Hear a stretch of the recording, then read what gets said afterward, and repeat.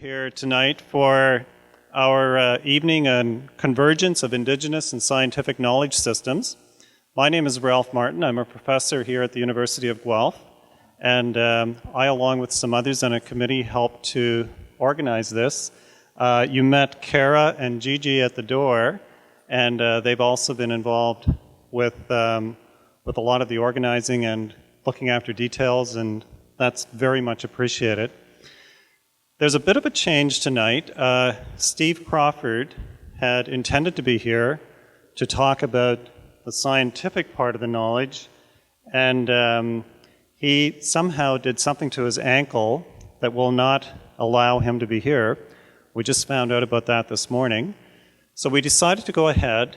This will be the first of several conversations about the convergence of Indigenous and scientific knowledge systems, and I'm sure he will join us when he can at the next session that we have. We felt that there's a lot of information in this room and on this campus about the scientific way of knowing, and that we're pretty sure that we can go ahead and assume that there's some knowledge about that, and we do still want to start the conversation. At any rate, before we go any further, Lois McDonald is here, and she's here to welcome our guests. Lois. Good evening. My English name is Lois McDonald, and my spirit name that I came into this world with is Umakadekumis, which means little black bear. And Makwa is my clan, so I'm also Bear Clan.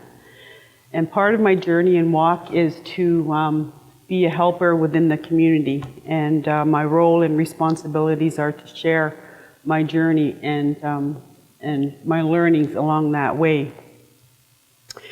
And tonight, I was asked by Kara if I would, come and do a welcoming, and I am really honored to be here tonight and to welcome our guests and their knowledge.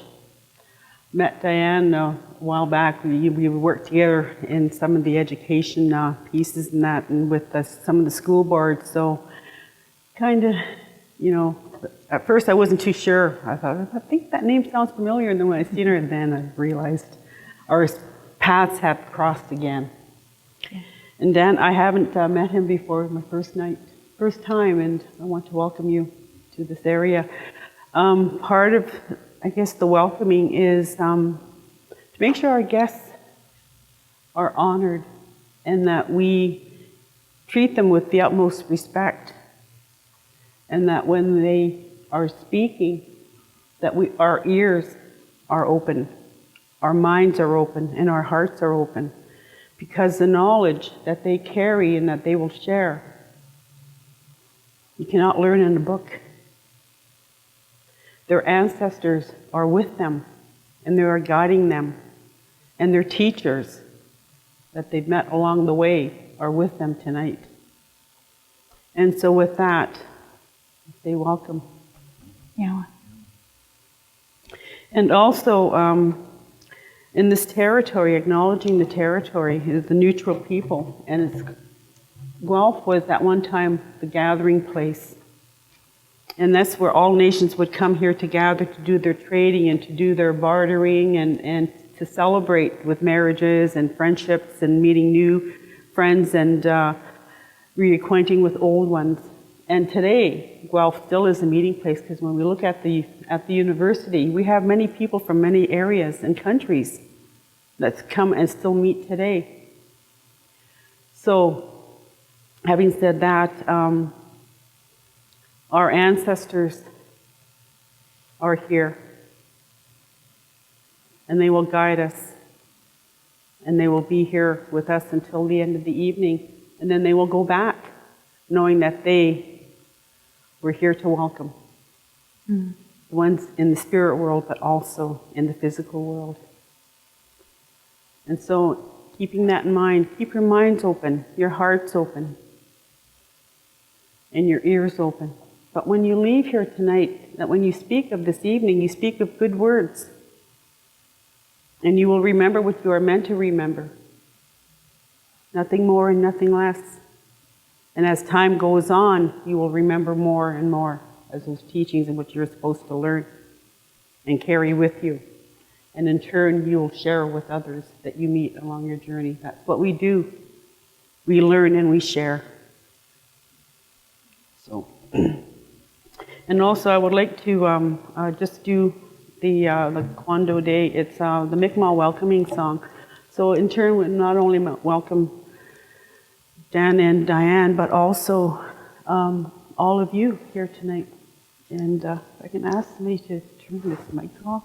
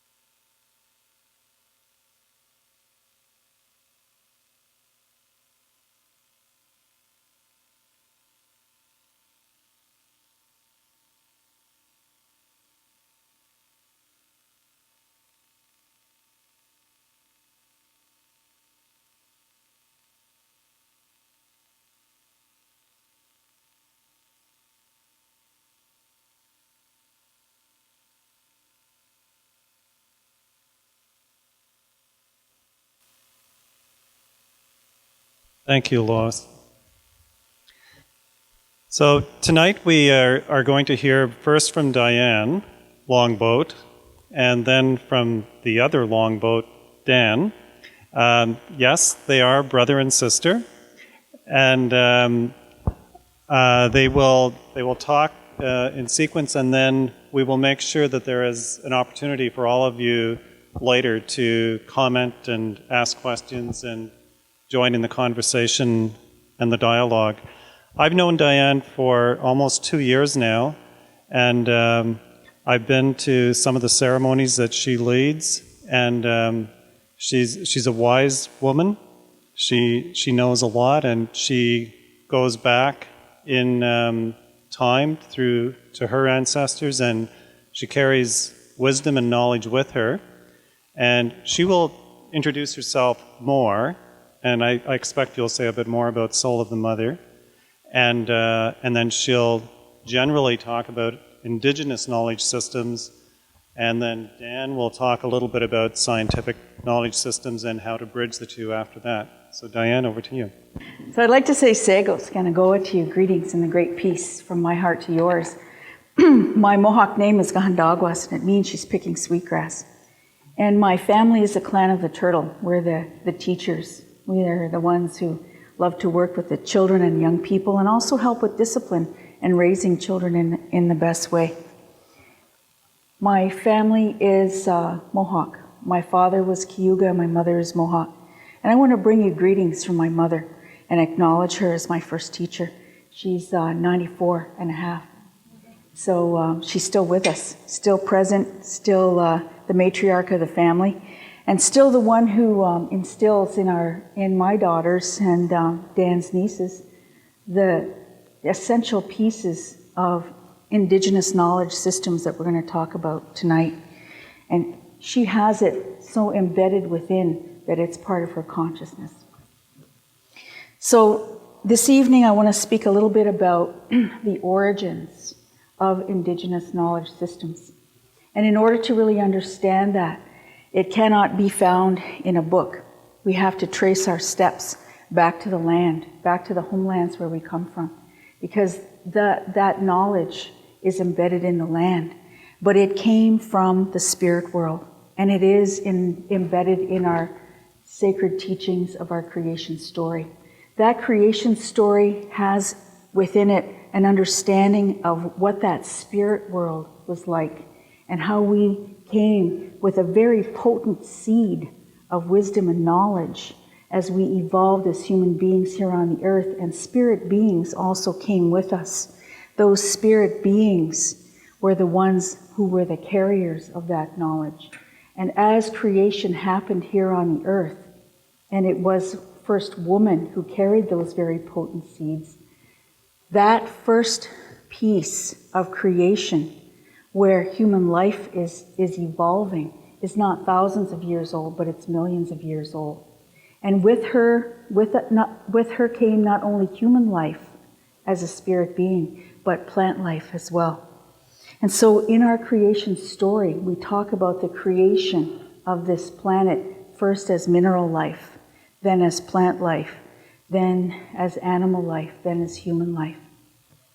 So the origins of knowledge systems come from the spirit world. And anthropologists and archaeologists will say, well, you know, you've learned so much as Indigenous peoples from living in your homelands, and you've experimented with different plants, and that's how you know your medicines and so on. But we do not believe that. We believe that that knowledge was transmitted to us by those spirit beings.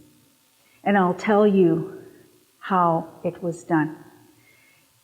And this is why you cannot find it in a book. You have to go to the land where those wisdom keepers and those elders are situated.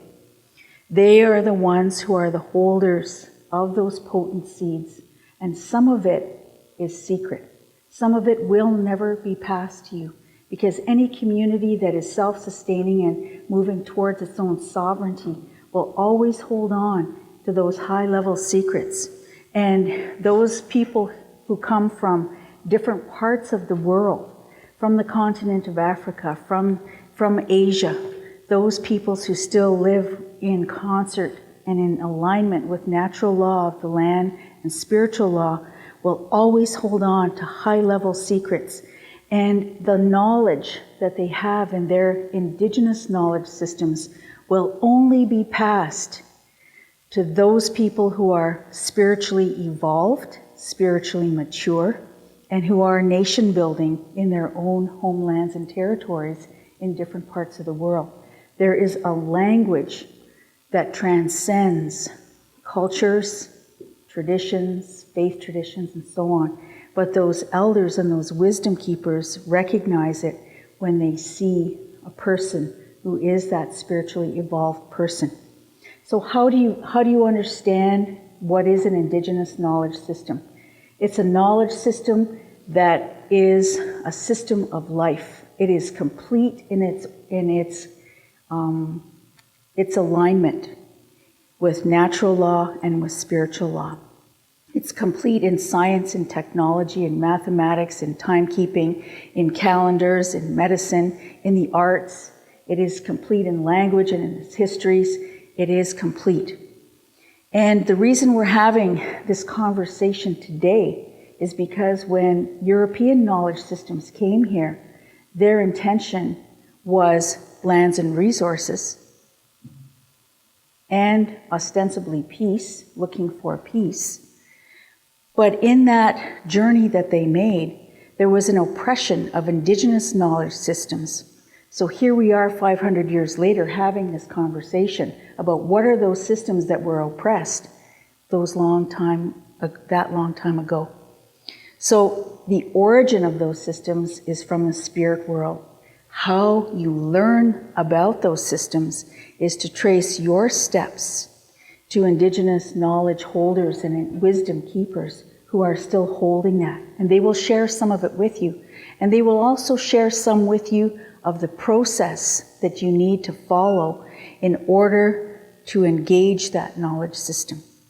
And it's the process that I really want to talk about tonight, because that process is one of tracing your steps back to your ancestors, back to the homeland where you come from, and making that connection with your ancestors. And if you don't have that built into your faith tradition, then it's incumbent upon you as a human being in this time period to find those lodges and those fires and those traditional teachers who can help you understand where you need to go with this. So this piece of finding the central part of your being, your spiritual divine mission, the gifts that the Creator gave you so that you can walk in this world, is an important calling. Because in your life, you've taken care of your physical body. You've taken care of your mind because you're going to school here. You've taken care of your spirit if you're going to church and you're going to synagogue and you're going to temple and so on. You're taking care of your spirit in that way. But there's much more to it to connect you to the land. Once you are connected to the land through the ways that our people use, which is fasting, it's vision questing, it's solo time on the land, it's sweat lodges for purification, and it's also humbling yourself and surrendering your spirit to a greater power and seeking knowledge, seeking wisdom, seeking truth that is beyond your consciousness. Because when those spirit beings came and they gave us those traditional knowledge systems and wisdom ways, it was beyond our consciousness as human beings.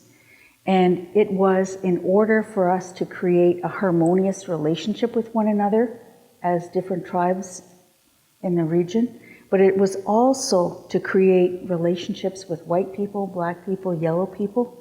It was to create relationships with the natural world and with the spirit world, to understand always where we came from. So that really potent seed of knowledge and wisdom is something that cannot just be transferred to you as you would have knowledge transfer in this kind of a modern system.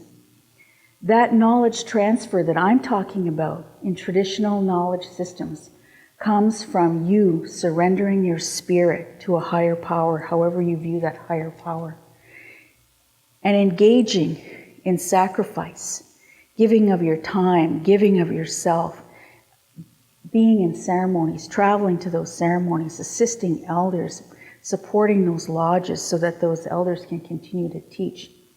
And then going into the deeper parts of your self-discovery. And that self-discovery can only be done truly on the land. A lot of times in solo, a lot of times, by yourself. You might be in ceremony with other people, but in your little lodge, you are by yourself. And it's between you and the Creator in terms of your communication and your messages. So how do those messages come to you? They come to you in dreams. They come to you in visions. And I'm not talking about something that you imagine, or you imagine your answers. But you go into that fast with a clear intention, and that fast is to take you out of the world and out of the concerns that you have, and to put you in a lodge where it's only you and the Creator. And as you're sitting inside that lodge, you're giving up food, you're giving up water, you're giving up, this is the hard one, your cell phone. No communication with the outside world. And you're putting your entire focus on spirit and engaging spirit. And something happens to you in that lodge that is a personal transformation, that is a milestone in your life that changes you forever. And I can talk to you about it. But it's almost objectifying it. And it's encouraging you and inspiring you to do something for yourself in your life, to find your vision, to find that medicine that you carry and to bring that medicine into the world. It's an important piece. How do you do it? You seek a vision. You seek your medicine that you're going to carry. But there's no reward without suffering. And that's the part where people don't want to really go there. They don't want to give up food and water and time in their own bed to sleep on a cold ground and in the rain and in the snow to be able to receive from Spirit. But that's an essential piece of it. That's part of an Indigenous knowledge system, because that builds your psyche as a human being. And it takes you into a place that you felt that you could never go because of fear or doubt. Or maybe it takes you into a place where you said, I could never meet that challenge. And when you finish those 4 days of dancing and prayer and fasting and vision questing and sweating and purifying yourself and healing, you are a changed human being. And then you go on to the next ceremony and the next ceremony. Indigenous knowledge is built on spiritual knowledge. It's allowing those spirit beings to come and to change you and to transform you. That is an important piece that most people never give themselves the opportunity to do. And when you do that, and you become a spiritually evolved being, and you become in concert, in alignment with spiritual law and with the natural law of Mother Earth, then you have a duty to do, to take that knowledge and move into the world with that knowledge, to change what the lens is of how the world sees itself. Because when you go to school here, this is a place where now, in this time period, that oppression of Indigenous knowledge and the destruction of Indigenous knowledge systems is over. We have more freedom. We have peace. We have come through a time in the early part of the last century where our knowledge systems were objectified and studied and interpreted according to a European lens. We are moving into a time now where Indigenous studies, starting in the 60s and 70s, came into being in institutions like this. But this is still a European-based institution. It is still a European lens for what is important knowledge, valued ways of teaching. We are moving now into a time of convergence. We're asking questions now in a deeper way. What are Indigenous knowledge systems? And what is the convergence of modern scientific knowledge? So if you look at modern scientific knowledge and you look at the convergence piece of it, it's that fertile overlap, that crescent that we're really interested in. Where can one system feed and support the other? That's the time we're in now. That's the discussion we're having now. And it's a series of discussions. This is not by any means the be-all and end-all. The piece that I'm interested in is autonomy, is knowledge autonomy. The time when Indigenous knowledge systems are valued for what they are, and they stand horizontally, alongside other knowledge systems of the world. That's what I'm interested in. In the continent of Africa, at the source of the Nile, there are prophets and visionaries and priests there who have in 1966 told the world that there is a shift that is underway now. And I want to share their prophecy with you. Their prophecy is that the European-dominated systems of capitalism, of environmental knowledge and science is over. There will be a steady decline, and there will be a rise of Indigenous knowledge. And that is why it is so important to discover your relationship with your ancestors in your homeland, because in those sacred places where you come from, those Indigenous knowledge systems are waiting for you to discover in those places. I've been to Ireland. I've seen those sacred places. I've seen those spirit beings that are there. I've talked to them. So when white people say to me, well, we don't have anything left, I say, you know what? Do your work. Do your work. Go to your homeland, discover those places, do your work. Fast, pray, vision quest in your homelands, and allow those spirit beings to speak to you.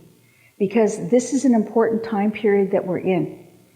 We cannot minimize anybody's knowledge system, and when we talk about Indigenous knowledge systems, please never peg it as cultural. Indigenous knowledge systems come from civilizations, great civilizations that were here in the Americas. Why don't you see them here? Because the invaders did a very good job of burning our cities and building over our cities, over our science, over our medicines, over our architecture, over our arts, over our gardens and aquifers. They built over everything or they destroyed it, in order for manifest destiny to be proved that there was nothing here or savages lived here. It is an easier way to take the land.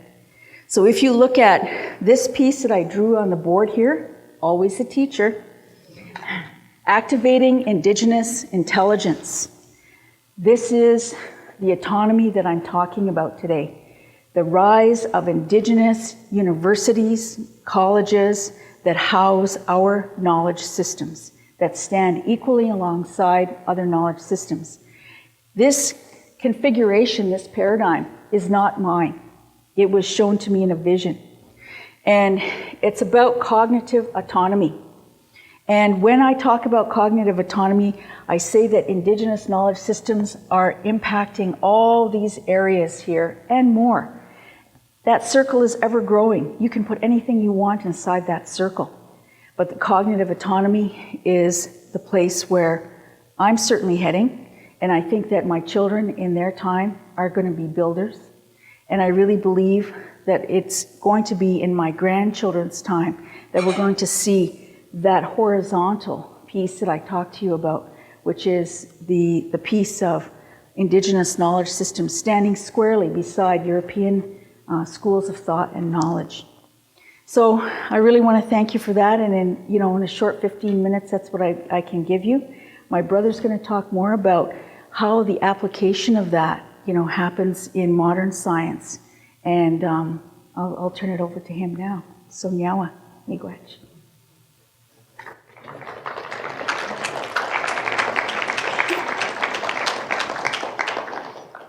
Kind of a hard act to follow, eh? So, dagunharado se wagwego, ayawas chi se wadakaride on se watsanuni, ne roroya gewan ni yangyats kanyangi haka, nyak gat doda, waganyat to anora, ni wagita rodon, dano waswego nuwe dakadanyo. Thank you very much. Pleasure for me to be here. I'll sit down. Greetings, everyone, and I bring you greetings of health and peace to you and your families. My name is Roronhiake. Canada Revenue knows me as Dan Longboat. And I'm a Mohawk, Turtle Clan. And again, I want to tell my sister, this is really a great honor for me tonight, because this is really the first time in, I guess, probably 25 years of my work and 25 years of teaching that I've had an opportunity to work with her. So this is the very first time. So let's give a round of applause for her. And I too, like my sister, want to thank my mother, as not only just our first teacher, but as our continuing teacher, that she's always been a very positive role model for us, always pushing us to do different things, and always, every time we do go away, she's like, oh, where are you going? It's like, oh, I'm going here. Oh, it's so far, maybe you should just stay home. It's like, so I was the little guy, and I had to laugh because I was the little guy that, when we talk about school and let me back this up. So I'm the director of the Indigenous Environmental Studies program at Trent University. It's the only program, and I'm telling you because I'm almost sorry to say this, but we're the only program of its kind in North America that offers a degree in Indigenous Environmental Studies as a BA and as a BSc, as a 3-year program and as a 4-year program. And I'm telling you that out of shame, because I think that every school should have programs like this, as you're going to see tonight, and the value of those. So at the same time, I was the little guy that when it was time to go to school, I was the guy that was holding on to my mom's leg, didn't want to go to school, and my sister just loved school, so she was, come on, let's go to school. So I go to school with her, and then I never liked school. So I was the guy that wake up in the morning, and I still have to laugh now, wake up in the morning.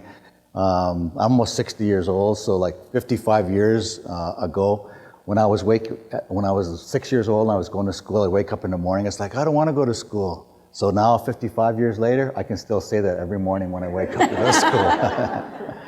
But now, to tell you the truth, I really enjoy school. You know, it's really, for those of you that are faculty, I hope that you would agree with me that, you know, the position that we have, the opportunity that we have, it's a real blessing. I mean, there's nothing better than going to school and seeing young people come and the things that they're able to do, the knowledge that they carry, and our job is really to not think of them as empty slates. Our job is to really help to actualize their gifts so that they can be the best human beings that they can be.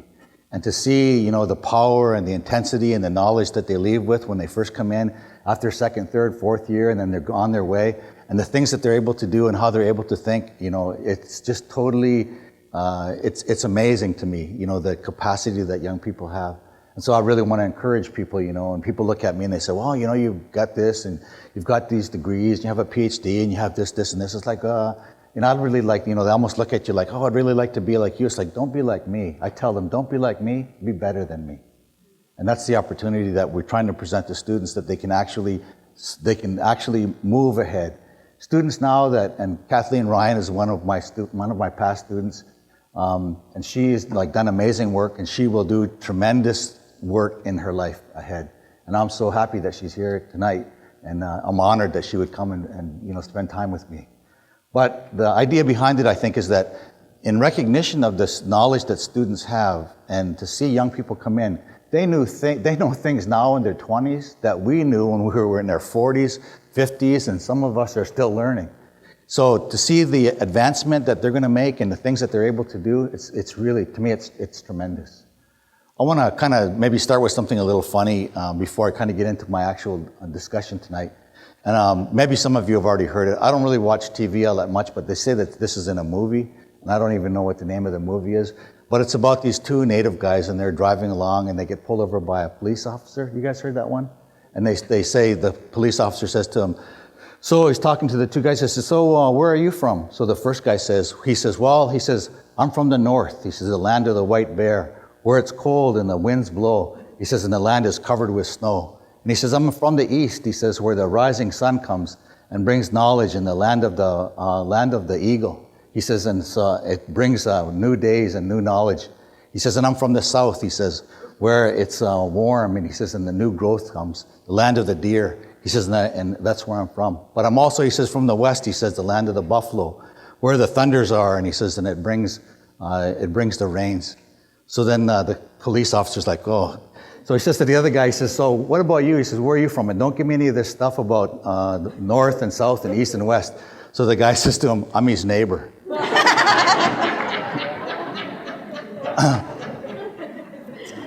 But that's kind of the things that I wanted to talk to you tonight about, was really beginning to understand the depth and the ideas of the knowledge that we're talking about. It was really in about 1987, sometimes prior to that, but really it took its form in about 1987 in the United Nations Declaration of the different commissions that they created to work on environment. Back in 1987, Madam Brundtland, and I'm sure that most of you are aware of it, Madam Brundtland is the one that facilitated a discussion around sustainable development. And in that small piece, in one of the small paragraphs that she created in the recognition of Indigenous peoples, she talks about this idea that Indigenous peoples have accumulated a vast amount of knowledge about how to live in place that has sustained them over a long period of time, that will be of great value to humanity. It's like, wow, that's pretty awesome, to be able to have that kind of recognition. So back then in 1987, at that high level of discussions, that kind of filtered down and it made itself known on into the early 90s, when you had the Rio Summit that they talked about the conventions on biodiversity, that talked about, again, the recognition of Indigenous peoples, in particular around the richness of biodiversity, kind of made I guess a tertiary recognition of Indigenous cultures and the amount of biodiversity in the natural world, and kind of brought those two things together. And really that was one of the first times that people began to talk like that. As we kind of move forward into the late 90s, again, it was recognized for a number of different areas, in particular around issues around climate change. In particular in the north, when they began to look at Inuit cultures as the kind of the indicator for impacts of climate change. And then they began this whole discussion around, the nature of Indigenous knowledge. So when you look in the text and all of the information that's out there, the written form, you'll see Indigenous knowledge oftentimes referred to as TEK, traditional ecological knowledge, traditional environmental knowledge, AEK, Aboriginal environmental knowledge, AIK, all these different, ideas and concepts that are out there. But really, what it is at the essence, and kind of let me leave you with this one, is that the idea behind what we're talking about around Indigenous knowledge is really the relationship of peoples to place that has grown out of that place. So much so that when you look at cultures and environment and the relationship between the two, oftentimes people say, well, Indigenous cultures are made from the environment. But really, the question is really about the relationship between culture and environment, and those things are so closely tied together over tens of thousands of years, over thousands of generations of human beings living in place, that they've actually asked the question, is it culture, is it environment that made the culture, or the culture that made the environment? So when Europeans came here, as an example, as my sister mentioned, and when they came amongst here in North America, they saw beautiful pine trees, 300 feet tall. They had stories, and you'll see it in some of the texts of the early explorers, where they talk about that they could walk across the streams and walk on the backs of fish that never get their shoes wet, that they could ride under horseback from the Atlantic Ocean to the Mississippi and never knock their hats off under the canopy of those trees, that a squirrel could actually run from the Mississippi all the way over to the Atlantic Ocean and never touch the ground. So to see forest, animals, birds, trees, all the richness of life that was here before the coming of the Europeans, it was a reflection of the relationship of culture to that place. And let me back that up. It's important to understand that we are all, when we talk about Indigenous, we're not just talking about Haudenosaunee or Mohawks or Haudenosaunee or Anishinaabeg peoples, Lakotas, Salish, Dene, Seminoles, Hopis, Navajos. We're talking about peoples that live in place for a long period of time. So understand that we are all Indigenous from somewhere. And because of that, then we have a relationship to the lands that we have chosen to live in. So being able to understand what that really means for us is quite an opportunity to delve into the ideas and concepts and make the connections that Diane had talked about earlier, and making those not just physical connections to the place of where we live, but also then looking at what are the spiritual connections to that and bringing those two things together. That's really the enrichment. That's really the embodiment of what human life is all about. So for us, we have a word as an example that talks about this idea of Indigenous peoples, and with the word that we use is called Ongwe Honwe. Ongwe talks about our physical being, not just our physical body, but our physical being as opposed to a spiritual being. Honwe talks about the idea that it's the real or the original one. So that doesn't mean that when we say Ongwe Honwe, that doesn't mean that we are the real human beings and that everybody else are various colored imitations of who we are, some light, some dark.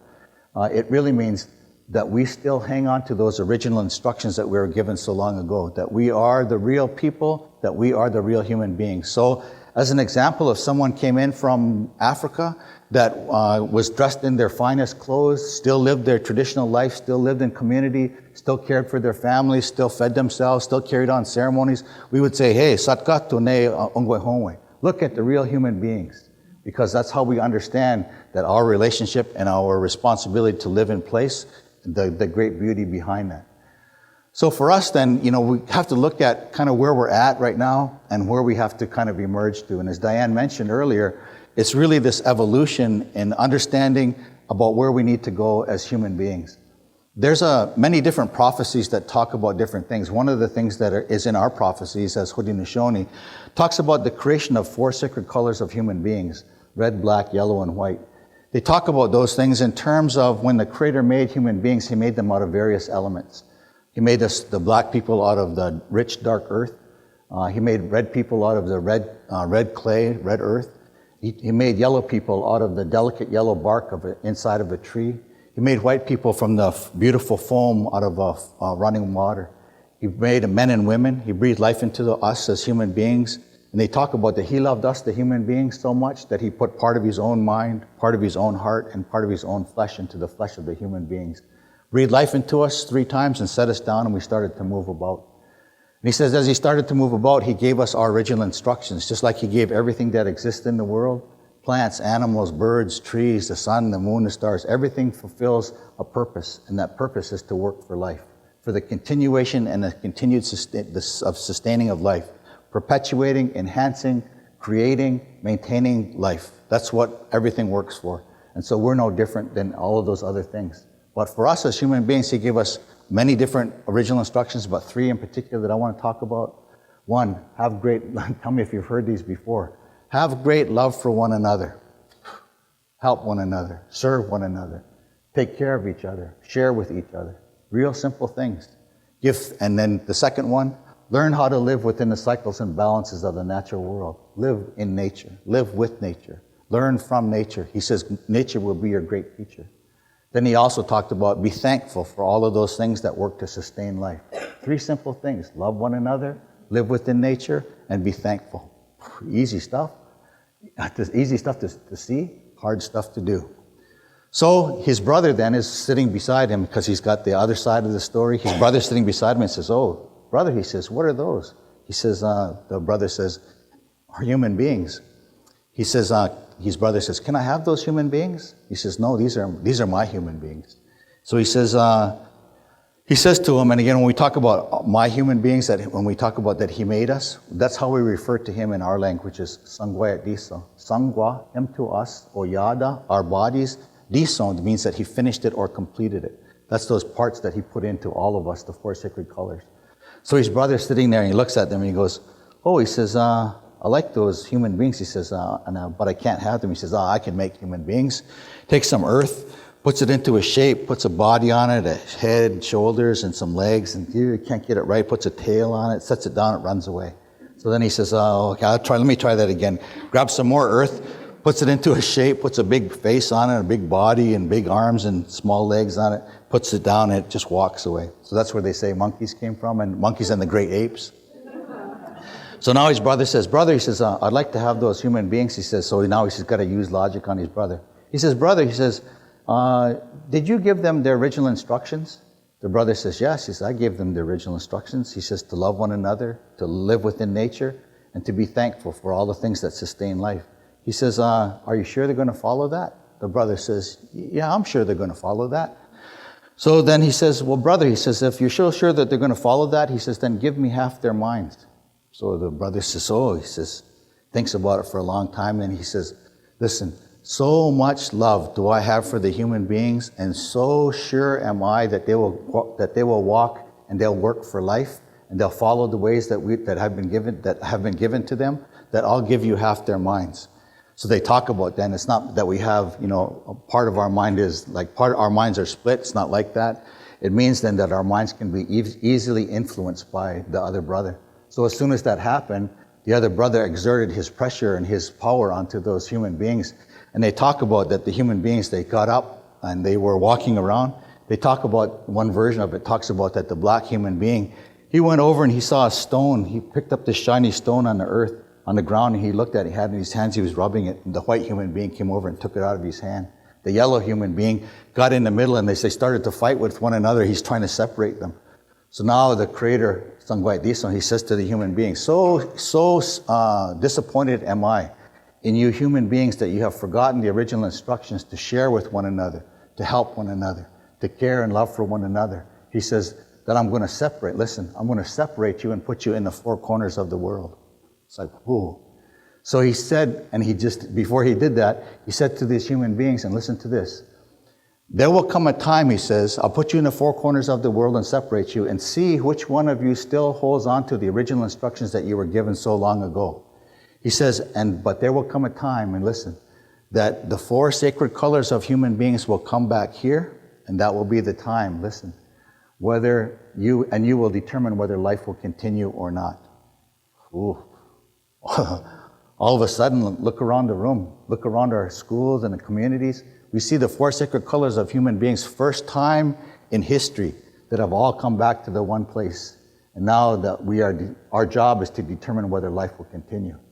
So here we are watching, I don't know, I don't watch TV, but New Jersey shores, and Orange County Housewives and Xbox and MMA, watching all these crazy things on TV, and it's like we should be thinking about what life is all about. And so that's why I'm so happy to see all of you here tonight, and I want to thank all of you for coming here, because there's a lot of other things that you could have done, and especially now for students, there's a lot of extra work that you had to fulfill. Assignments due, tests coming up, essays are due. So I really appreciate the time that you've come and spent with us, and I want to thank Ralph for his work in coming here as well. Let me just leave you with this quick little piece that, because I know we're going to get late and I know we're going to run out of time.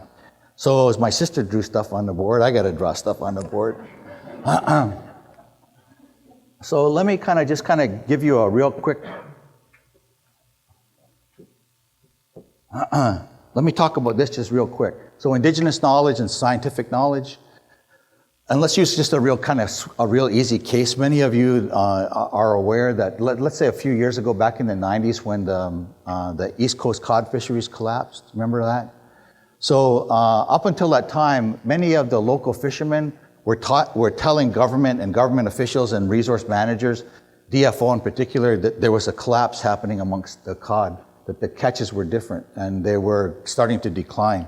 And they were talking about, predation as far as seals and, international fishing, da-da-da-da. So DFO stepped in, brought their science in, got a bunch of people looking at the stuff. They did creel samples and they did, different samples out there. They interviewed people and they studied, water currents, and they looked at food, and they looked at, predation. They looked at seals, looked at a whole bunch of different ideas, trying to amass knowledge and understanding of what the issues were that were having a negative impact on the cod fisheries.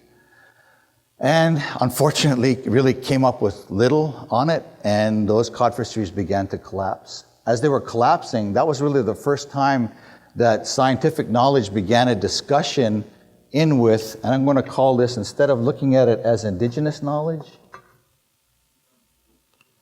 I'm going to call this as local knowledge. That was one of the first times that science, began a discussion with local fishermen, and local fishermen were able to give them numbers, ideas, thoughts, information that they had never been able to acquire on their own. And what did it do? It made richer, more vibrant science. The cod fishery still collapsed, but that being as I said, the idea behind it is they had a lot better science. So it kind of leads us today that, that there's a necessity in doing the science that we are all entrusted to do, is to gain that knowledge and to work with local communities to access that type of knowledge and to begin those discussions. But I want to tell you that when we talk about local knowledge, this is not Indigenous knowledge. This is part of it. It's like where those berries are, where the birds are, the migration patterns of different things, blah, blah, blah. But it's really understanding, as Diane had talked about, my sister talked about, is understanding this idea of spirit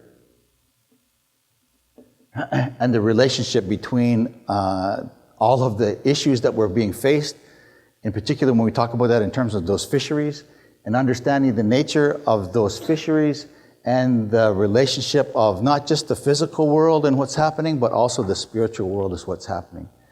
And let me give you a kind of an indication of that. So, Indigenous knowledge at its cornerstone is not just about the acquisition or being able to acquire knowledge that will enable you to sustain yourself.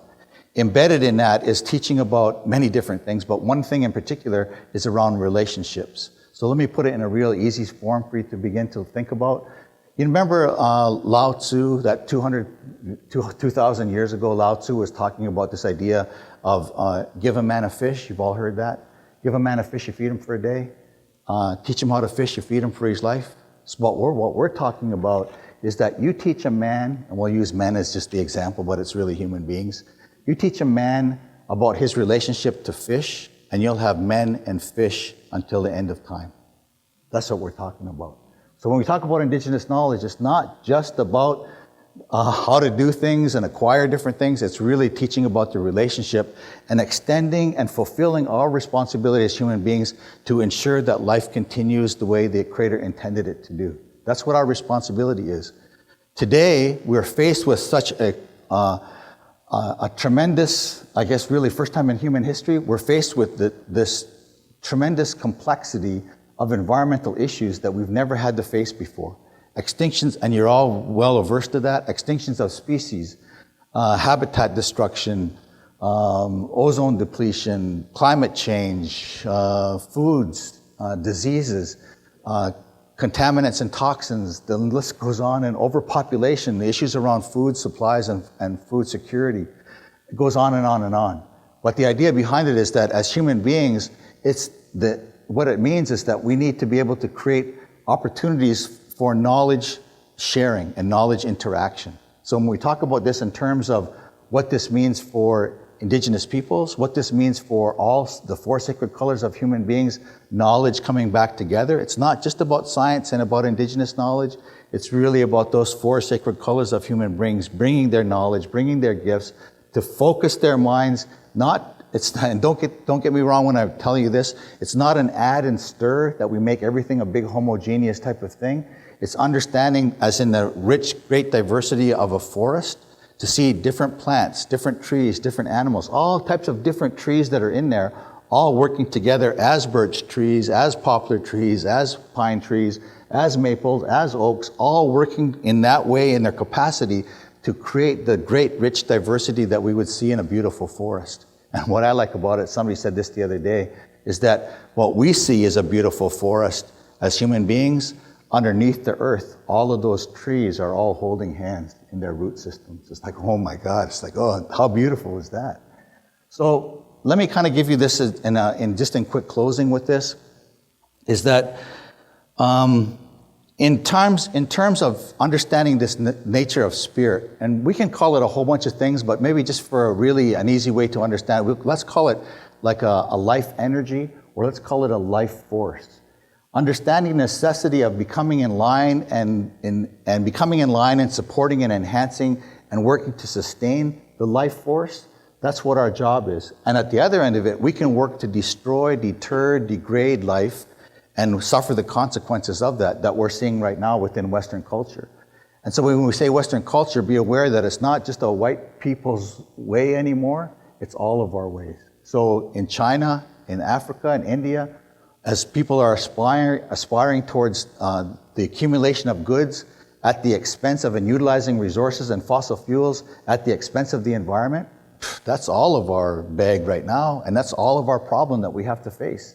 So we can be as good and as green as we're going to be, and we're going to still face the issues that we're going to face unless we begin a process of understanding the necessity, as in Lao Tzu's day, to begin to move past just giving a man a fish, teaching them how to fish, but getting to the understanding of what is the relationship of human beings to those fish, to have fish and life until the end of time. That's what our responsibility is. So for us, it's really coming into contact with that. And so while we begin to think about this in terms of what's happening in contemporary times, there are many, most people, when they talk about, for scientists in particular, when you talk about this idea of spirit, it's like, man, spirit, that's kind of like out there. That's kind of poo-poo, that's way out there, like you can't measure it, you can't define it, you can't see it, so does it really exist? But I'm going to tell you that there are enlightened scientists out there that are asking themselves the same questions and are beginning to do the research of that. So you take a guy, as an example, that first pointed his finger towards this as one of the leading environmentalists, David Suzuki. And I know David Suzuki has a lot of controversy about him, but the idea behind it is he recognized Indigenous knowledge and the knowledge of elders as an important point into understanding about how to live in the world. And at the other side of it, you see a guy as a quantum physicist, David Peat. David Peat is working with the Blackfoot elders, studying Blackfoot language to begin to talk about the nature of quantum physics. And so his understanding of it, in the little bit that he's had in these discussions with Blackfoot elders, is what he's saying is that this Blackfoot cosmology and understanding the different levels of being and how they understand and interact with the physical world will blow the doors off where quantum physics is right now. Oh, man, if that's the case, then how does that work within many different aspects that we have to face that Diane listed out here? What's Indigenous economies look like that work to sustain natural processes and restore the integrity of ecosystems? What does the arts look like? Mentoring, all of these lands, law, health, education, governance. Wouldn't it be amazing if we had a system of government that actually cared about the environment rather than economy? So let me talk about this, and I'll finish up with this, is that in the understanding of this, we can, as many scientists right now, as they'll poo-poo against this whole idea of spirit, but you got to understand from where we are and having a long look back at 10,000, 20,000, 40, 50, 60, 70,000 years of collective transmitted history as the origin of knowledge that comes from a place of spirit, as Diane had mentioned, that understanding and reflecting upon the nature of science, what is that in terms of environment? 40 years old. Let's take it back even further. Maybe it's like 60 years old. Let's take the science even back. Maybe it's 300 years old. Well, let's kind of go out to really Copernicus and, 1,000 years old and some of the Galileo stuff. Let's go way back. Let's say 1,000 years old for this kind of knowledge. How does that stack up against 10,000, 20,000, 50,000 years of knowledge that has carried and enabled the people not only just to survive, but to flourish as civilizations? So the idea behind here in recognizing where we are, don't forget, and this is an important point, and let me leave you with this, we're talking to a body of knowledge that a scant 500 years ago thought that the earth was flat. Right? And we laugh about that now, but the understanding of it is that in another 20, 30, 50, 100 years, we're talking about accessing this understanding and adding that to our understanding of how things work in the world. All of a sudden, our understanding of it is exponential. Because don't forget what we're talking about Indigenous knowledge here, and I'll kind of leave you with the idea of what John Mohawk talks about. Our late friend John Mohawk, who was a Seneca, he was just a brilliant Seneca man. He was a professor at University of Buffalo. He talks about this idea that it's really only been within this generation that we've had the privilege and the opportunity to begin to talk about and examine what Indigenous knowledge really is. Prior to that, our mothers and fathers, our grandparents, and those successive grandparents and generations before, their job, they did the best they could just to keep the lights on the house and keep food on the table and clothes on their back. That was their job. And they carried on those ceremonies in our language and our traditions as best that they could, and when they were able to survive them, to pass it on today. Today, many of us are not as engulfed in survival as our mothers and fathers and as our grandparents, because we've got jobs. We make, we have comfortable, many of us have comfortable lives, and we have wages. So we can begin to think about what some of these ideas are, and we're asking those questions. What does this word mean? What do these ceremonies mean? What do these songs mean? What does this way of life really entail? And so beginning to ask those questions and then articulating them within the academy, through text and through workshops and through various means, in just its small infantile state, is really, in my way of thinking about it, what we're talking about really is baby food into what the nature of Indigenous knowledge is all about. Because don't forget, we're accessing a knowledge system that can call the thunders out of a clear blue sky. Whew. You think you can call the thunders out of a clear blue sky and global climate change is going to be a problem? Or desertification, or the extinctions of species, or different things are going to be a problem when you can have that access that kind of knowledge? I don't think so. Because what you're actually doing then is that you're pulling all of these ideas and concepts together. You're working at local levels with communities. You're utilizing the science and technology of the West. You're bringing in the idea of spirit. You're bringing in the four sacred colors of knowledge together.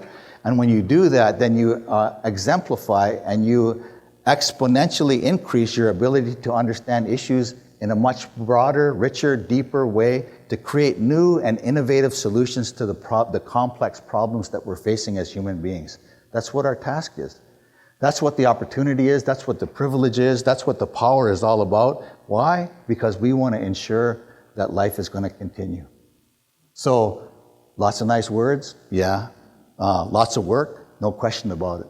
But when it comes down to meeting the great Creator at the end of our lives, and He asks you, what did you do and where are you from? You want to tell Him, that I went to the north, land of the polar bear. I went to see the rising sun. I went to the land of the south to see the deer and all of the warmth and all where the growth comes from? I went to the west to see the eagle, where the buffalo comes from and the thunders. Or do you want to sit back and just say, I'm the neighbor? That's the work. Thank you so much.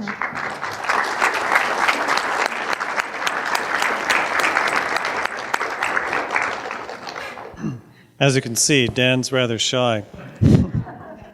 So what I'd like now is for everyone to just stand, and if you want to talk to each other a little bit about what you're thinking about, do that for a minute or so, and then we're going to get into a discussion session with Diane and Dan. So feel free to stand and chat with your neighbor and talk a little bit about what's on your mind.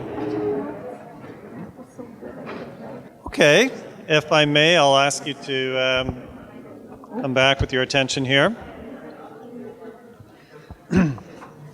Now, as you may have noticed, Dan had a wee bit more time than Diane did, and Diane has something that she wants to say just before we go to questions that she's going to put out as a challenge, and then we will go to the questions. So Diane, you go ahead with that. I really appreciate what Dan had to say because he puts into perspective our duties and responsibilities as human life with regard to the natural world and with regard to the world of spirit. So what I want to share with you just for a few minutes before we go into a discussion is really putting a challenge out to you about the work that you do in science.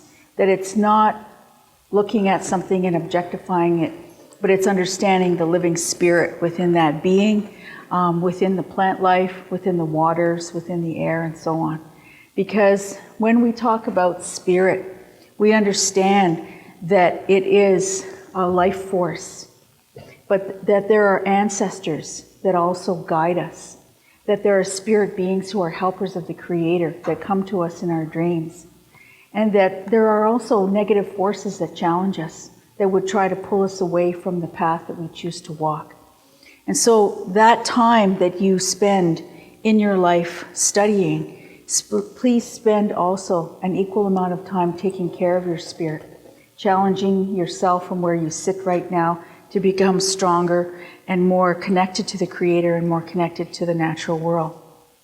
And I want to give you a little story. And it's a story of a woman who is doing her PhD in environmental studies. She's taken a lot of Indigenous studies courses. And she is from the white people. She's from Europe. And when she came to our ceremonies at Soul of the Mother, I want to tell you a little bit about her, that she had searched her whole life for a place where there was spiritual integrity and safety, where she could examine those deeper questions of who am I, what are my gifts, what's my divine mission as a human being, and who are my ancestors, and how do I walk in a sacred way in this world, in all the ways that Dan talked about, to take care of the land, to understand my duties and responsibilities as a white person, and not to be changed in any way. I don't want to be converted. I don't want to be made something that I'm not. I want an authentic spiritual experience. And so she began to come to the ceremonies of our people. And she sat down at that fire and she experienced the living spirit that is the Creator, the messengers that come there. She fasted, she danced. And she went on her journey to do her research for her PhD. And she called me about a week ago, and she was crying. And for the first few minutes of the phone call, she was deeply crying and sobbing, and she said, I just need to talk. She said, I do the sun ceremony that you taught me. I go out every morning, and when that great brother of the sun rises and spreads his medicine over the world, I know that I have a brand new chance to make this the very best day of my life. And she said, when I was out there giving thanks this morning, she said, I felt Mother Earth. I felt her breathing. I felt her envelop me. I felt her loving spirit.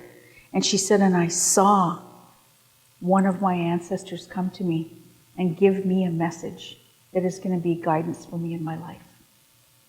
She said, I, for the very first time, felt the reality of what it is to be a real human being. No one can manufacture that. That's not something that your mind can make up and say, oh yes, It's not a mental condition that she's undergoing, because of the stress of the PhD program, as you all know. But it's much more than that. It's an authentic spiritual experience. So when she starts to write now about her topics in environmental studies, she can write from a place of authentic heart. Not just the mind, not just all the studies of the mind, but it's from a place of the heart. And to be authentic in this time period is to bring all of that knowledge of your spirit, your heart, your mind, and your body into alignment with that greater purpose that Dan talked about. The divine purpose of all of us, the continuance of life, contributing to that continuance of life in some way. But also taking that divine knowledge and spirit messages that come to you and creating this paradigm. Because the paradigm that we live in at this moment in time is not a sustainable paradigm. Government as we know it today is not democratic. It is not a sustainable governance structure. The economy that we have today is not sustainable. The environmental degradation that we're experiencing today is not sustainable. The education system that we have in this university, in every university that we have, is not sustainable. Because if you were going to learn in the very best way that you could learn, it would be hands-on, experiential learning, learning from the masters, learning by doing, learning by emulating. People who are morally and ethically strong. That is not happening. There is books, films, videos feeding this part, but there's nothing that's connecting it to the heart. And that's what this spiritual piece does with scientific knowledge and local knowledge, is it puts you in a position of authentic messages from the Creator to those ancestors, to those spiritual beings that are going to guide you in your life. That's what real learning is all about. I'm kind of stepping out of my area now because I don't know anything about science. I just loved biology in school. But my area that I work in consistently is Indigenous education. I work in jurisdiction and I work in governance. So when I think about the future for your children and our children, it's to create a new paradigm, to create a new governance structure, a new way of healing, a new way of, looking at social well-being, social and emotional health for our children, looking at all those things, but we have to be spiritually activated in order to create that new paradigm. We cannot continue to think that it is a mind-driven process. So that's a challenge that I want to throw out to you today, that this is a spiritual process of evolution for each of us so that we can contribute to that great paradigm for the continuance of life. Yep. Thank you again. So we're open now for comments and questions. I'm going to hand you a microphone if you put your hand up. I realize that most of us are at the front and we can probably hear, but just to make sure that we can all hear, I'm going to ask you to indulge me and use a microphone if you have a question or a comment. So who would like to go ahead? And while you're getting in one, I'll just tell you that student that Diane talked about, she's my student. And she's a wonderful woman and a fantastic, person. She's done tremendous work. But just let me put it in the right frame for you. She's a Vanier scholar, which means that she received a $150,000 scholarship to do her study. So somebody somewhere in the three areas of research has determined this is an important piece of learning for society in general. So the contribution that she's able to make, the help that Diane was able to give her to elevate her and to connect her to different things, is going to have a trickle-down effect that we'll start to see some tremendous opportunity in the future for what education should really look like. Yeah.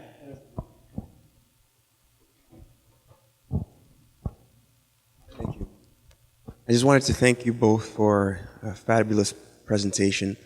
And I wanted to say that I'm an alumnus of the University of Guelph. I did science here. And it turned out that right now I'm studying apprenticing, as you'd say, learning from the masters to be a shaman as well. And the area that I was somewhat interested in is the area of, and the Western world knows it as mental health. And what I've learned is that in many indigenous cultures, when a person experiences what modern medicine calls a psychosis, it's frequently seen as, through the indigenous eyes, as something that is they get excited about it because they look at the person as a person that's communicating with the spirit world, and they're an opportunity to mentor and apprentice and learn about. And I think that's probably one of the areas that might be more stigmatized and not talked about as much in the modern world. And I just wanted to hear some of your thoughts and comments about what the current thought is in that area.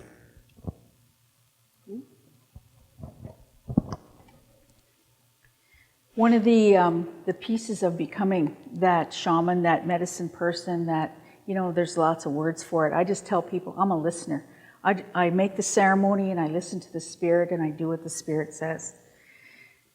That piece that you just raised is a very important piece, because the children that we see in early learning in the elementary grades are experiencing what you would call full-on visions.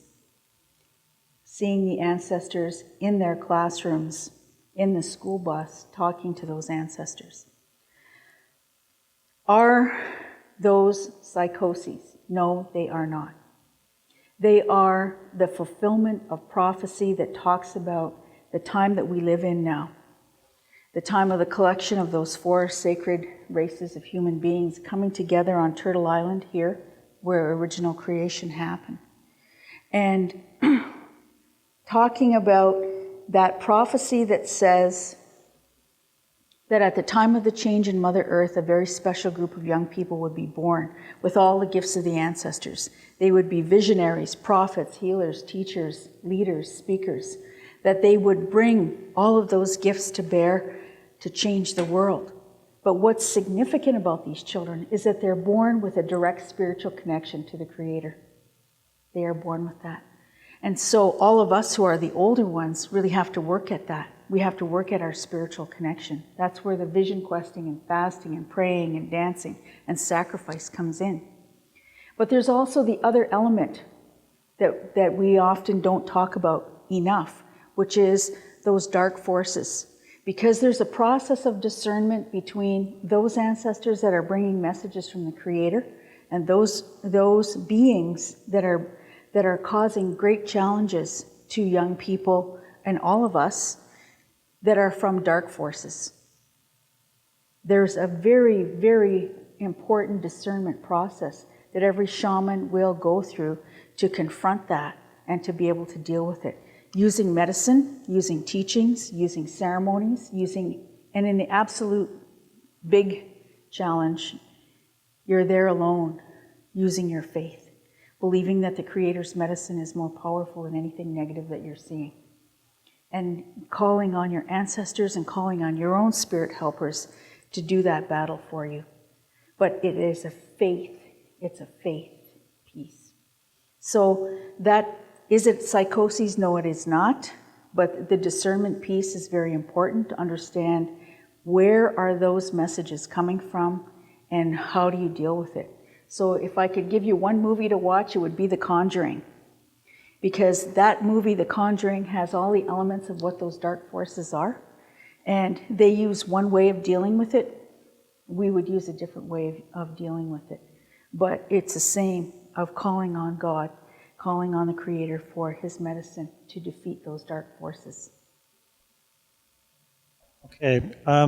Diane, are you still recording with this part too? So CFRU is recording this session. That was the other thing I meant to tell you, that if you do ask a question or make a comment, it may be recorded. So just, I hope that's okay with you. I forgot to mention that earlier. Okay, so if you choose to have it edited out, go and ask for Diane to take it out. Next, who would like to? Paul. Thank you both for sharing all the good. And Diane, I was wondering if we're unaware of where our home place is, or we're not able to get there, is there benefit or advantage to doing it somewhere else? I think everybody has to find their ancestral linkage, and you find it through your parents and usually your grandparents. And in times of deep prayer and asking that question of the Creator, who am I and where do I come from? Where's my homeland? Is a very important piece. And it's work. It's getting up with the sun every day. It's making those offerings each day of prayer, and we make offerings of tobacco. But doing the work, got to do the work. It's got to be disciplined. Just like you come to school every day because you want to, achieve that degree, then you go into ceremony every day and you talk to the Creator every day because you want to become a master at that relationship and that alignment of your spirit with the Great One. So, finding your ancestral lineage, finding that homeland is deeply important. I remember one of the elders, Albert Lightning, saying to me one time, and I was 18, and I was listening to him talk, and he said, I'm going to tell you, he said, that there's going to come a time when white people are going to want to go home to their homelands.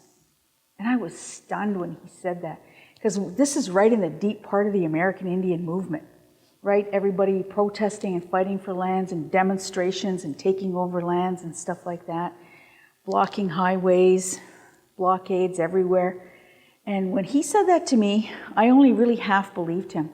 And I never thought I'd be really old enough to see the day when that would come to pass. But I am finding now, the more that we teach and the more that we share about your ancestral lineage, that it is so important for people to walk in their homelands on the faces of your ancestors. And what I mean by that is that we are so old as humanity that our bones are ground into the soil. And so you are really walking on your ancestors as you go back to those homelands. And we are very conscious of that when we travel to different places, even tribal nations. We go to different tribal nations. Our first ceremony is to ask the ancestors of that region permission to walk there. We never go anywhere as tourists. We always go with a spiritual mission. And when we go there, we ask permission to be there and for their ancestors to work with our ancestors for the highest good. So, what happens to you when you walk in your homeland? What happens to you? There's a feeling that comes over you that you're coming home. And you start to fall in love with creation. And unless you fall in love with creation, you will never defend it. And that beauty and that joy that Dan's student talked to me about how I feel Mother Earth, she fell in love. She fell in love in the deepest spiritual way with the first mother. So this is an important time, and we're seeing more and more people go out there, and they're going home. They're going home, maybe not to stay, but to have that experience, and then come back here and be richer for it. Ralph, can I just add one little piece on that one? That's a really good question, because we get asked those kinds of questions a lot.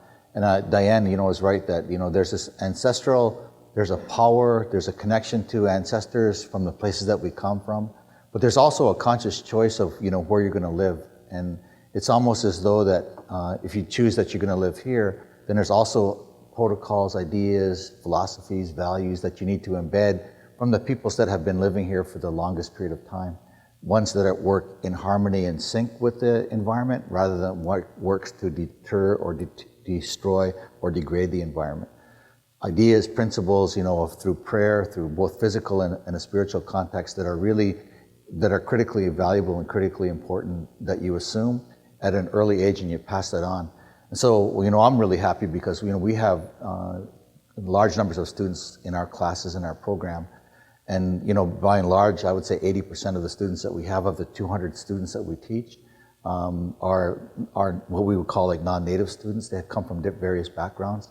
And a lot of them are taking ideas and principles and values and embedding them and looking at almost like a transformative understanding about what it means to be a real human being, Because we take cultural teachings and we take them and we look at them and examine them and do the recitation of them, take the principles and values out of that and say, well, these are uniquely, in this context, Haudenosaunee, but look at these and let's talk about these. And these are uniquely human values in a global context all around the world. This is what it means to be a real human being, about how to live in place.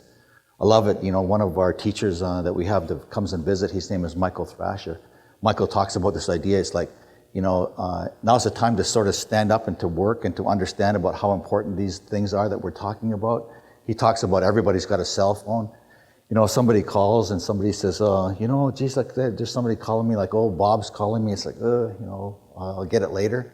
But all of a sudden it's like your mom calls you. It's like, oh man, it's my mom. I don't know how you guys are, but oh, it's my mom. It's like, I got to get on here, So what he's talking about is that, listen, your mother, the earth, is calling.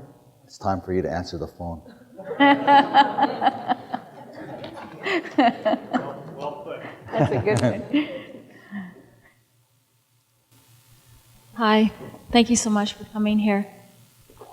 I don't know, I feel kind of emotional.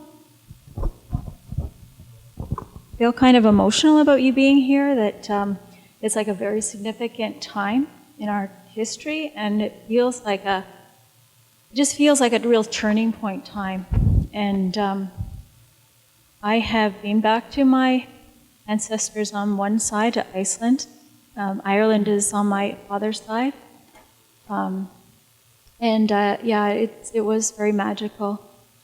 But I have, over the years, done being around the Indigenous people in California and in this area, and I have heard that teaching. It was so wonderful to hear that again about the colors, going apart and then coming back together.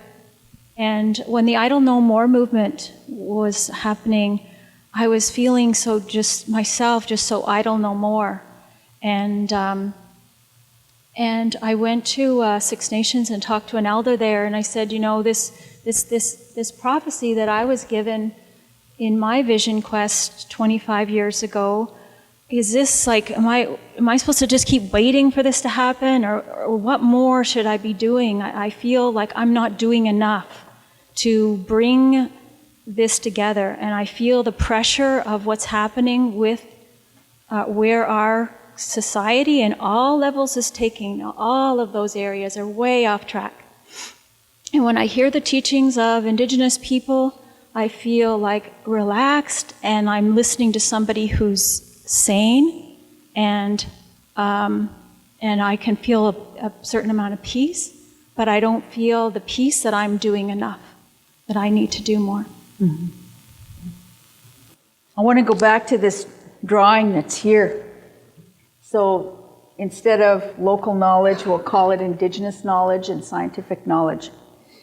When Dan talked about the original creation, those gifts that white people were given were the gift of the mind and the gift of fire. So that's why you love science, right? Science, technology, invention, innovation. That's your gift. And our gift over here is the gift of spirit and vision and caretaking of the land. And what joins us together is this gift of spirit here.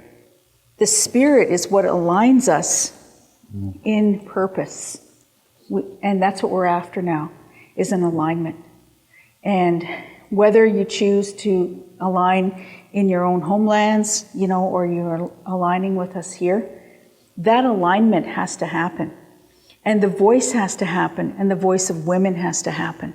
And that's part of the prophecy as well, that at the time of the change in Mother Earth, we would witness this huge, huge shift. What is shifting first is Mother Earth. All the messages that we need to know about where we're going in the world are coming now from the earth. If you listen to the earth, you have a relationship with the earth, you can talk the language of this plant. You can communicate with this being that is a plant.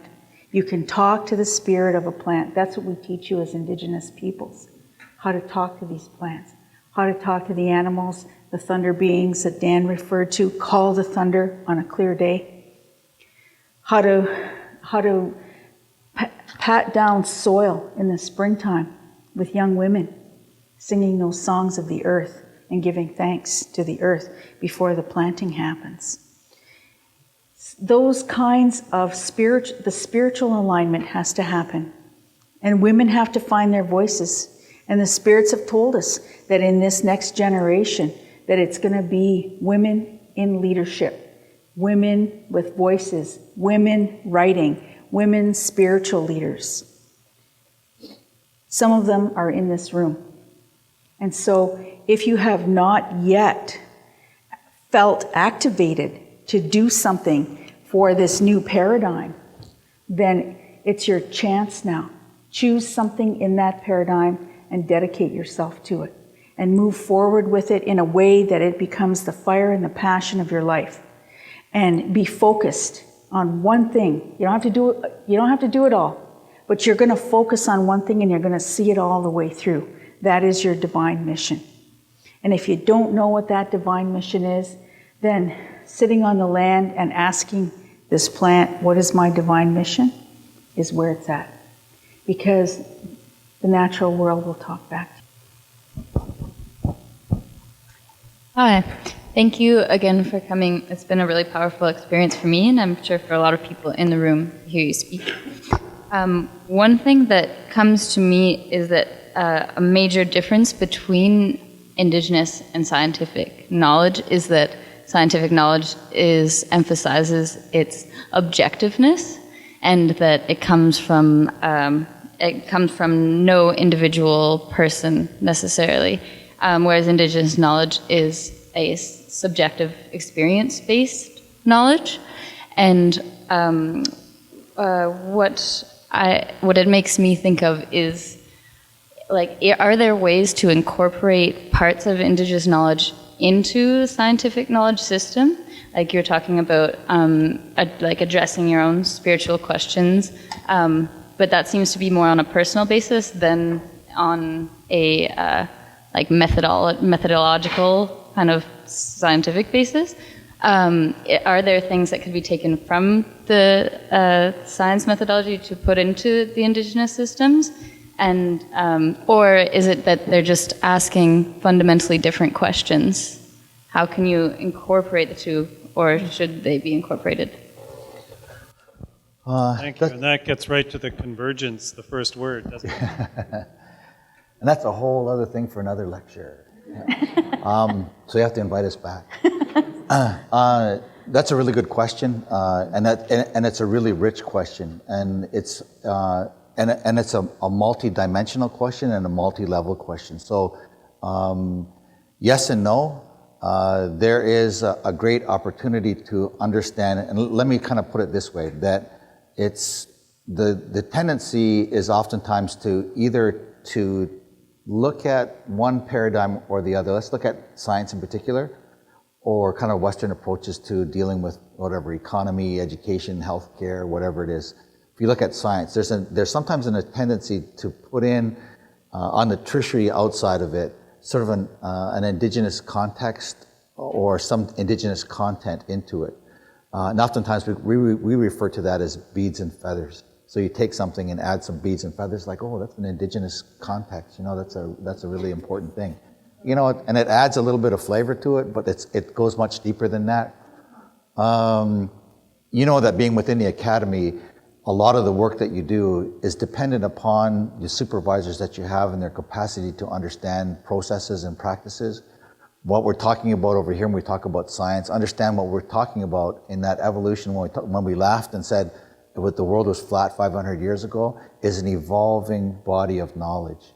The task for you really is to align yourself with individuals that have enlightened minds, supervisors that have enlightened minds, that will enable you to utilize ideas and concepts and be able to bring them together, that they become mutually beneficial to one another. The idea behind it is that we can, oftentimes, it's so easy for us as human beings to focus on things that are the differences between things. Easy enough, again, to focus on things that are identical, and even times we can learn from things that are even similar to one another. It's the richness of looking at those ideas and concepts that's really the task for it, because what you're talking about has never been done before. So to ask you and to give you like here's the framework of how you do it, it doesn't exist. But the idea behind it is that your task is to begin a process of knowledge systems interaction that creates a dynamic and a synergy that is mutually respectful to one another, that at the same time not only embeds one inside the other in a kind of a carnivorous way, but creates an equity between the two, that they become mutually beneficial. And we believe in that process, that by looking at context or content within Indigenous reality within science, that it provides for you deeper, richer, more valuable science. Same process that you can talk about in terms of business, economy, government, that if you take ideas and concepts, or education as an example, the ideas that we talk about within Indigenous reality, and look at what does it mean to teach children in an experiential way, to lead them, to guide them. Our job is not to, think of them as an empty slate, but to look at how do we accentuate the gifts that they have and realize them so that they actualize their full potential as human beings. Our job is to give them the necessary knowledge and skills so that they can go out and do the work that they're entrusted to do. So for us then, looking at education, incorporating Indigenous values, principles, practices, processes, makes better teachers. Same thing with science. So how it's done? Ooh, man, that's a really good question. But understand the processes that we're talking about are slowly evolving. Discussions are happening, and the work that Ralph is doing here, and Steve Crawford and many others, is monumental in beginning that process of discussion to be able to say, how do we do that? We're fortunate at Trent because we've got Indigenous studies and environmental studies that talk to one another. So for us to be able to come together as Indigenous environmental studies, it was opportune because they both had enlightened ideas and concepts, but at the same time we were looking at Indigenous environmental issues or issues that were impacting communities and saying, all of those issues that are impacting communities, hey, guess what? They're the same issues that everybody else is facing. Contaminated water, issues around food security, housing, planning, sustainability, energy, So all of those things, we extrapolate them out and say, okay, so utilizing this, how do we begin a process of bringing these ideas and concepts together to broaden our understanding of the problems and to create innovative solutions to those problems that have never been done before? So how do you do it, and what's the framework behind it? Good question. You tell me. How are you going to do it? Thank you. No, I think he did a really good job on that one.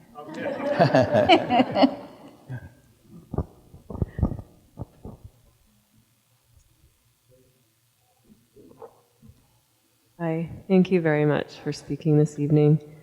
As someone who's not a student and wanting to continue this conversation with people and with Indigenous people and white people and continue the convergence, I'm just wondering where to do that or how to find other people that are interested in that. And I live in Kitchener-Waterloo, so yeah, I wonder if you can speak to that.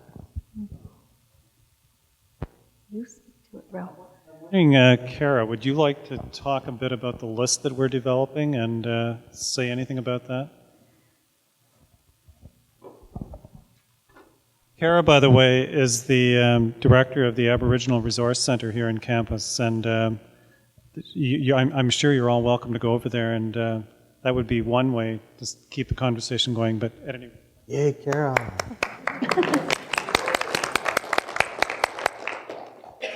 So if you registered for the event, we had your email address, and so we are hoping to continue this conversation on campus and have a series of this. And again, we're taping it. We hope that we would be able to share some resources as well, and then maybe re-listen to this. I'm sure there'll be new teachings that come out when we hear it again. And if you wrote your email address today, that's also our intent to include you on that. But I would say if you're on this campus or not, if you're able to get here, that yes, the Aboriginal Resource Centre is open to everyone, but most colleges and universities have a centre, which is usually a good touching point if you want to engage with your local community. So Guelph, Kitchener, and Cambridge, Waterloo, they don't have a friendship centre, so often those centres are places, but there are also other Aboriginal organizations within the community that you can connect with. And like, for example, we have visiting elders that come into our center, and we allow community members to make appointments with those elders. We really see ourselves as a connection to that community. So, and most of those centers do as well, that by connecting with our elders, it helps enrich our community for our students as well as our community members. Once again, I've been able to put Kara in the spot, and she comes through just like that. Thank you. I don't go away, Carol. This is actually addressed to you. A few years ago, you might remember when Serge Desmarais was talking about an Aboriginal or Indigenous network on campus. There was mention of the possibility of perhaps linking the Better Planet Project to some Indigenous initiatives on campus. And one of the things we were talking about was related to having dual instructors for some courses, in both Indigenous and with, for instance, in a science class, Western methodology. Is there any movement in that direction towards linking anything to do with the Better Planet Project and Indigenous inclusion at the University of Guelph? I can't say as far as within the classroom. I think the first donation that was really connected to First Nations was really learning opportunities for students. So it came from the Royal Bank, gave $1 million to look at through their Blue Water Fund. There is a website from that, though. I should have mentioned that. And Indigenous, it was the Indigenous Research and Learning Network that I was talking about. And it was looking at Indigenous research and teaching going on campus globally. It hasn't been updated since it was originally built. And you're right, it was 2 years ago, but if people are interested in looking at it, you can see researchers that are on this campus that at least 2 years ago were connected with Indigenous research. And I think as long as you put that into like the search bar at the top of the University of Guelph webpage, you'll actually get to the website. I can't remember what the URL is off the top of my head. Diane, perhaps you would like to say something about Soul of Mother? Sure. Can I just make a comment on convergence first? I think this whole area of convergence is a really important piece because convergence is happening not only in science, but it's happening in medicine at the University of Toronto as they explore traditional Indigenous healing methodologies. It's also happening with Jungian analysts following the teachings of Carl Jung. And those kinds of teachings where Jung looked at the whole presence of ancestors, he looked at the presence of spirit, the dreams and the visions that his patients were having, and brought that into a reality. He brought it into a reality, and he didn't label them and say you need to be medicated and, you know, from the DSM manual, there's something wrong with you and here's your diagnosis. But they worked with those dreams to be able to deconstruct those dreams and to acknowledge the presence of spirit in people's lives. So that convergence is beginning to happen in a number of discourses all over. And when we talk about the transformative piece of it, it's very important for you to understand that we're moving into a new era of relationship now. And we're moving into a new area where there are no models. There are bridges that are being built. And with those bridges come those new models and new ways of being with one another. So this is an important piece. When I was in school and doing my master's degree at U of T in the 70s, 76 to 78, what happened at that time was I was located in the curriculum department. And my professor said this to me. He said, I can't help you with anything that you're studying to build new curriculum models that actually function for First Nations. I can monitor your academic progress and give you some guidance and so on. But he said, I can't really evaluate you. What you're asking has never been done before. You're going to have to get out there and you're going to have to build those models yourself. And that's what I did. So you're very much in the same position, 30, 40 years later that I was. And it's a very healthy place to be as human family, that we now see that we can learn from one another and that this is valid knowledge on both sides. So I want to say that our ceremonies that we have at Soul of the Mother at Six Nations are ancient ones. They are not Iroquoian ceremonies. They're not Anishinaabeg ceremonies. They are not the kind of ceremonies that you could peg that belong to any specific tribal group. Because the visions and the dreams that guide that ceremonial fire came from spirit beings who said, we want to provide a pathway for individuals and First Nations, first of all, to find their way to revitalization, to put aside the fear, because our people came through the residential school system where anything traditional was devil's worship. To put aside that fear and to raise up the nations of your people again with the most ancient of the traditions. Those traditions are the circle, the fire, the prayer, the giving thanks. And so we've been really privileged at Soul of the Mother to have that fire for the past 20 years. And over a period of 7 years, we burn that fire continuously. And I want to share with you tonight one of the prayers that we made at our fire. We asked Samoyediso, our Creator, to help us to open the hearts and the minds and strengthen the spirits of all of our brothers and sisters in the human family. That we would approach each other with that love and that respect for life and for that caring and that sharing that we need to have with one another so that we could bring that to bear for the healing of our Mother, the Earth. I could tell you the hundreds of ceremonies that we've done and fasting and all of those ceremonies that we've done for you. You did not know that you were prayed for, but you were. For this moment, for this discussion when we talk about convergence, this discussion is brand new. It's brand new in this generation. It hasn't been done before. We have been siloed. We have been put in these little boxes that say, you're white people, you're Indigenous people, you live on reserve, you live off reserve, and all the labels that we give to one another to separate us. But this concept of convergence brings us back to that original fire. And it seats us at that fire.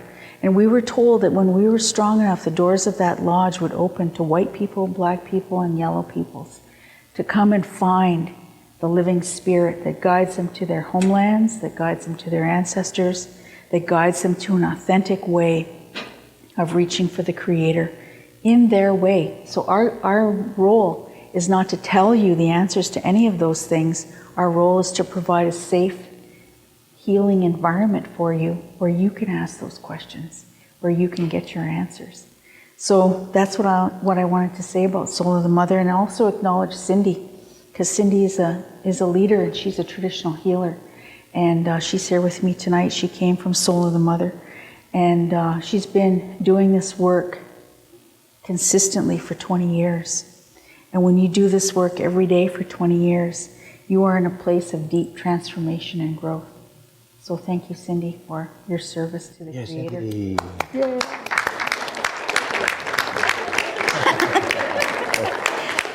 And besides that, it's a lot of fun. And we never do anything unless it's fun, so thanks for lots of fun here tonight, Ralph. We really enjoyed ourselves. Yep. And with all of you, Thank Yawa, you. Yep. Miigwech, Yawa. Thank you.